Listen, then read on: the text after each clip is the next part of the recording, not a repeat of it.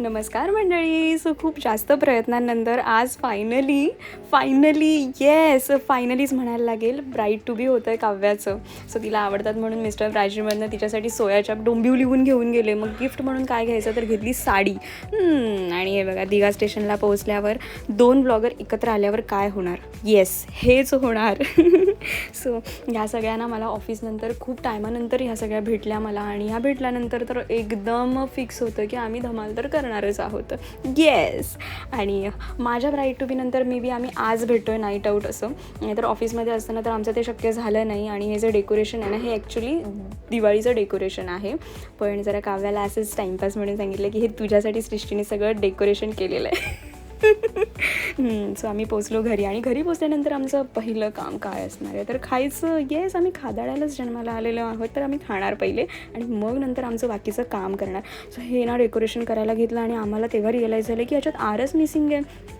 पण आम्ही थांबणार नव्हतोच. आम्ही डेकोरेशन कंप्लीट केलं कसं करून. भाई आमच्याकडे देविका आहे, तर तो आरचा काय आहे, तिने आर कसा क्रिएट केला.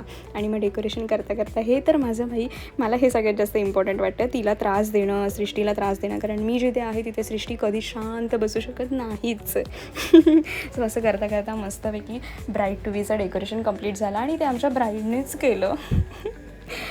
आणि डेकोरेशन इतकं छान दिसत होतं ना, आणि त्या डेकोरेशनपेक्षाही आमची काव्या खूप सुंदर दिसत होती. म्हणजे तिला बघितल्यानंतर तुम सबसे हसी, तुम सबसे जवा, तुम सबसे लिरिक्स विसरले, पण ती खूप सुंदर दिसत होती. हे मेन इम्पॉर्टंट आहे, लिरिक्सचं काय आहे. आणि मग माझी चॉईस आहे, आता तिला ती आवडणारच साडी. माझी चॉईस असल्यावर तिला आवडणार नाही असं होणार पण नाही आहे.